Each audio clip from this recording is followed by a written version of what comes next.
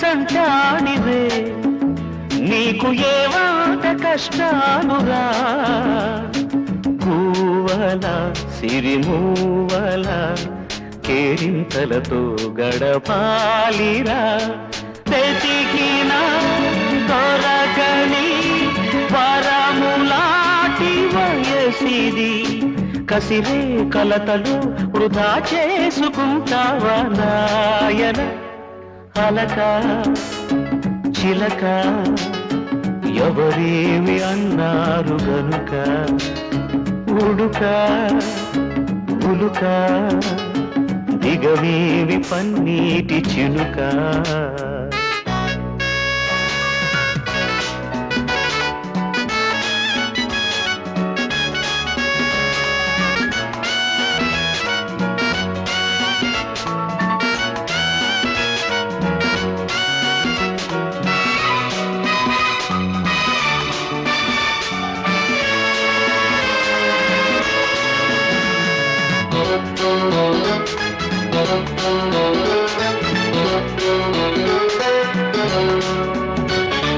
మనసైన మమతాలయం మాది మురిపాల బృందావనం ఎన్నడు వసివాడని అనుబంధాలే హరిచందనం కలతలే ఎరుగని కళలు చూదు సంబరం వరహాల వరమైన సంసారం మా ఇంటి పేరట అలక చిలక ఎవరేమి అన్నారు గనుక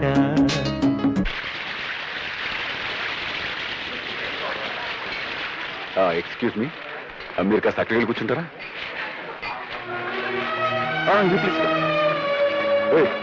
ఎవరో వస్తున్నారు కాస్త చూసుకో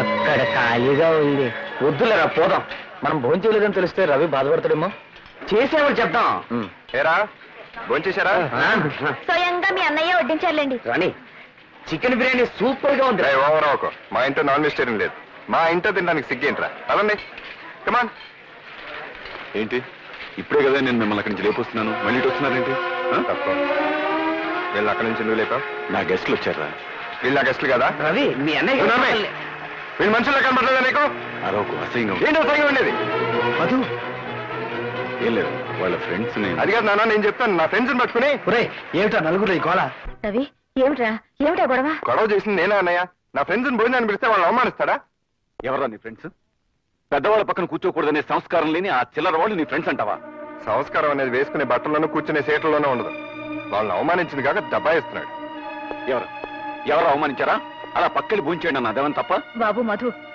భోజనాన్ని కూర్చుని వాళ్ళని అలా లేపచ్చా అమ్మా వాడిని అలా నెత్తికెక్కించుకోబట్టే వాడు అలా తయారయ్యాడు వీడిని నా తమ్ముడిని చెప్పుకోవడానికి సిగ్గేస్తుంది మొన్న ఆ అలగా జనంతో రోడ్డు మీద పడి చందాలు అడుగుతుంటూ ఉంటే నాకు తల తీసేసినట్టయింది అలగా జనం చిల్లర జనం ఊరిని వాళ్ళని అసహించుకో ఇలాంటి వాళ్ళు పట్ల కొట్టి వాళ్ళందరూ గొప్ప వాళ్ళైంది చూసావా రవి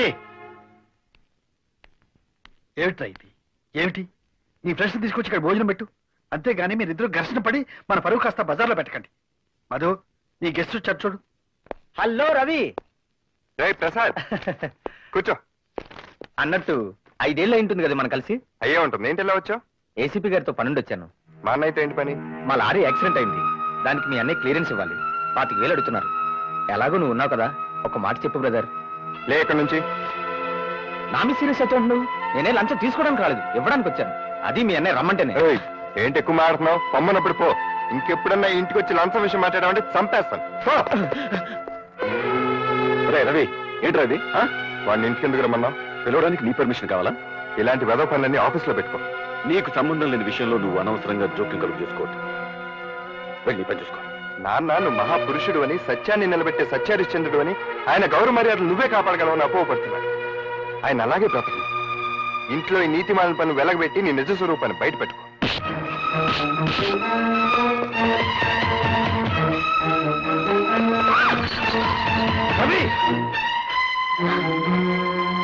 ఇది అదే ఏం లేదన్నా పెద్ద ఇదేం కదా ఏం లేకపోవడం ఏంటి నీ మీద చేయి చేసుకునే బాగా వచ్చాడంటే నేను చేసుకోవడం అవి బుద్ధి లేదు ఆపే ఇంకా మధు నువ్వు వాడిని క్షమించడం నేను క్షమించను ఏమిటి ఆలోచిస్తున్నారు? చెప్పండి. ఏం లేదు నాన్న, ఎవడో వాడి ఫ్రెండ్ అంట లారీ యాక్సిడెంట్ అయిందంట. ఆ కేసు కొట్టేమని రికమెండేషన్. ఆల్రెడీ వాడి దగ్గర ఎప్పుడో 10,000 తీసుకున్నాడంట. పైగా నాకు 10,000 లంచం ఇప్పిస్తానంటున్నాడు.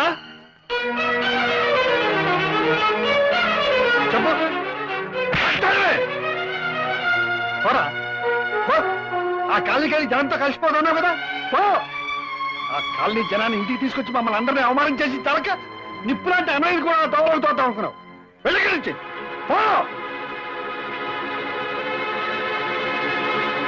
రవి, ఇంతకాలం నిన్ను వెనకేసుకొచ్చేదాన్ని. ఎంత తప్పు చేశాన్రా. ఎలాంటి తండ్రి కడుపును పుట్టి, ఎలాంటి అన్నయ్యకు తమ్ముడై ఉండి, ఇలాంటి సిగ్గుమాలిన పనికి తలపడ్డావురా. ఎందుకురా నీ బతుకు? థ్యాంక్స్ అన్నయ్య. నేను నీకు సాయం చేశానో లేదో నాకు తెలియదు, కానీ నువ్వు మాత్రం నాకు చాలా సాయం చేశావు. ఇదే పని కనుక మళ్ళీ జరిగితే ఒకసారి నేర్చుకోవడానికి ఎవ్వరూ ఉండరు. నీ అన్నయ్య తప్పు చేసి ఆ నేరం నీ మీదకి తోసేస్తే నువ్వెందుకు నోరు మూసుకొని వచ్చేసావు? ఆ నిజం అప్పుడే అందరికి చెప్పేస్తే నువ్వు తప్పు చేయలేదు మీ వాళ్ళందరికీ తెలిసేదిగా. ఈ నిజం మా నాన్నగారికి తెలియటానికి వీల్లేదు. ఆయనకి మా అన్నయ్య అంటే చాలా నమ్మకం. మంచివాడని, నిజాయితీపరుడని, ఆయన గౌరవ మర్యాదలు అతనే కాపాడతాడని ఆయన అభిప్రాయం. అందుకే నేను మాట్లాడలేకపోయాను. పైగా నేనంటే ఆయనకి అంత నమ్మకం లేదు. ఒకవేళ నేను చేశానని తెలిసినా బాధపడి వదిలేస్తారు అంతే. కానీ అన్నయ్య అలాంటి వాడని తెలిస్తే మాత్రం ఆయన తట్టుకోలేడు.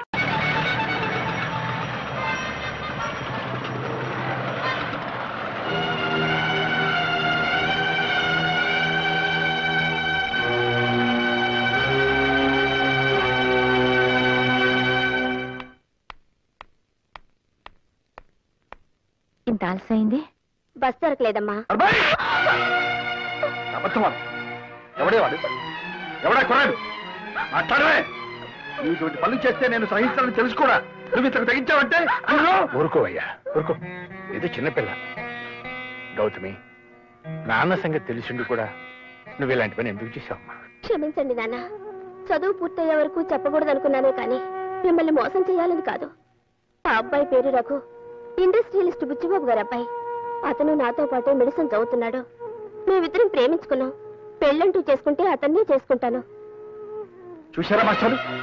చూశావా నీ కూతురు ఎంతకు తెగించిందో? తన పెళ్లి తనే నిర్ణయించుకుంది. రామ్మోహన్ రావు, ఇదేదో పెద్ద అపరాధంగా నువ్వు భావించు. కాలం మారిపోయింది.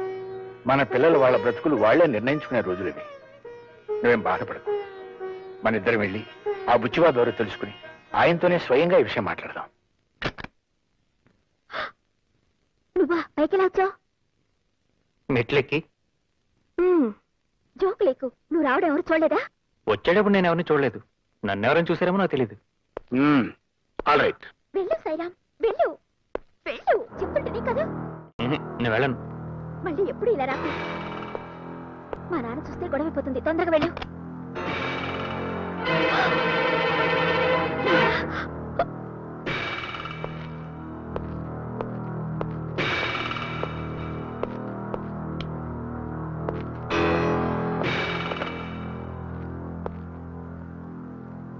నా పేరు సాయిరాం అండి.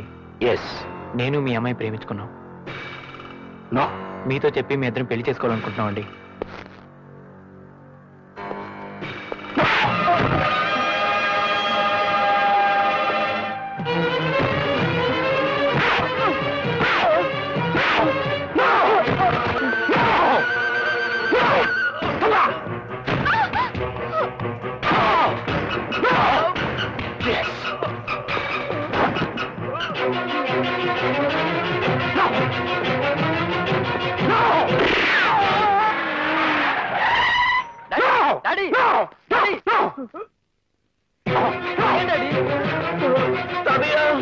ఏమైంది?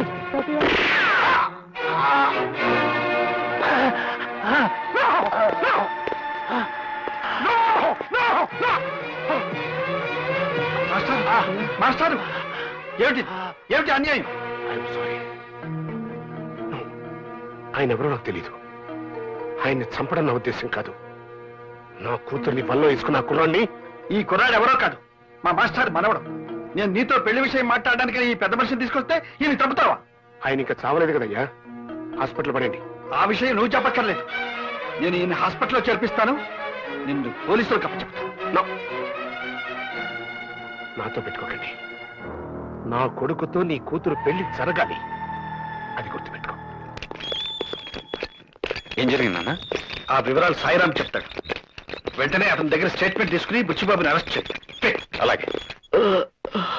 సాయిరామ్ సార్, బుచ్చిబాబు గారు అమ్మాయి నేను. అదంతా నాకు తెలుసు. బుచ్చిబాబు మీద కంప్లైంట్ ఇస్తే ఏం ప్రయోజనం ఉండదు సరి కదా, నీ ప్రాణాలకే ముప్పు. అదొక యాక్సిడెంట్ అని రాసిస్తాను, నువ్వు కూడా అలాగే స్టేట్మెంట్ ఇవ్వు. శబాష్, కంచె చేను మేస్తున్నాను విన్నాను, ఇప్పుడు కళ్ళారా చూస్తున్నాను. పాపం నాన్నగారు నిన్ను నమ్మి కేసు అప్పగించారు. సాయిరాం ప్రాణాలకు ఏ ముప్పు రాకుండా నేను చూసుకుంటాను, నువ్వేం వరీ కావద్దు. సాయిరాంతో స్వయంగా నేనే కోర్టులో కంప్లైంట్ ఇప్పిస్తాను. నువ్వు వెళ్ళి బాస్ పుచ్చిపప్పుతో చెప్పుకో. సాయిరామని నీకు అప్పగిస్తున్నాను. ఇక మీదట వాడి బాధ్యతంతా నేనే.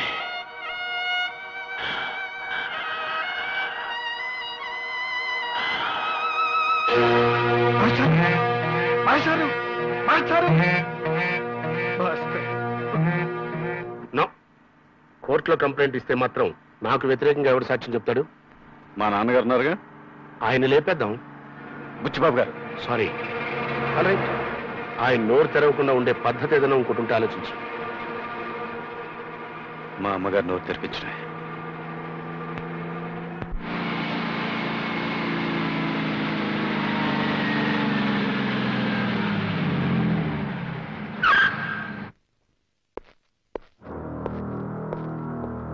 నమస్కారం అమ్మా, నా పేరు బుచ్చిబాబు. నన్ను చూసి మీరేం బెదిరిపోవక్కర్లేదు, నేనేం హంతకుని కాదు. నో, కానీ హత్య చేశాను. ఎస్, సినిమాల్లో రక్తపాతం చూస్తేనే మూర్చిపోయే నేను గోపాలకృష్ణ గారిని హత్య చేస్తానా? నో నో నో, ఆయన అడ్డుగా వచ్చాడు, ప్రాణాలు పోగొట్టుకున్నాడు. కోట్లు కుమ్మరిచ్చి అల్లుణ్ణి కొనుక్కోగలిగిన నాకు ఆఫ్టర్ ఆల్ సాయిరామ్ గారు వచ్చి అల్లుడు అవుతాను అంటే టాలరేట్ చేయలేకపోయాను. అందుకే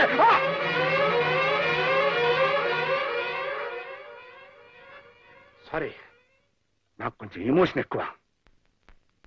ఆల్ రైట్, జరిగింది ఏదో జరిగిపోయింది. మనుషులు ముఖ్యం కానీ డబ్బు ముఖ్యం కాదమ్మా. పిల్లలకు నచ్చిన వాళ్ళతో పెళ్లిళ్ళు చేస్తే వాళ్ళు హాయిగా కాపురం చేసుకుంటారు, చేసేద్దాం అనుకున్నాను. బట్ కథ అడ్డం జరిగింది. ఎస్, సాయిరామ్ నా మీద పోలీస్ కంప్లైంట్ ఇచ్చాడు. నేను హత్య చేశానని, ఆ హత్యకు సాక్ష్యం బావగారేనని. అంటే మీ ఆయన గారు. ఎస్, ఎవరు? కోడలు పిల్ల. రామ్మా రా. మహామహాలక్ష్మిలా ఉంది. ఎస్, చూడమ్మా, మీ అమ్మాయి మా ఇంటి కోడలయ్యే బాధ్యత నీ మీద ఉంది. అంతేకాదు, నువ్వు తలుచుకుంటే సాయిరాంతో నా కూతురు పెళ్లి కూడా జరుగుతుంది. అలా జరగలేదనుకో, నా కొడుకుతో పెళ్లి జరగలేదని నీ కూతురు ఆత్మహత్య చేసుకుంటుంది. బట్ ఆ చావుకి నాకు ఎటువంటి సంబంధం లేదు.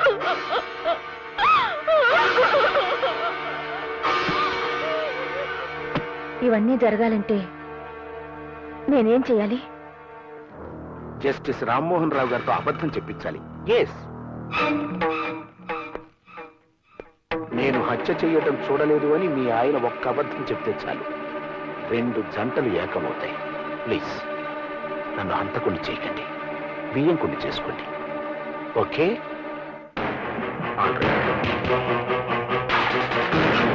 రండి బాబు రండి.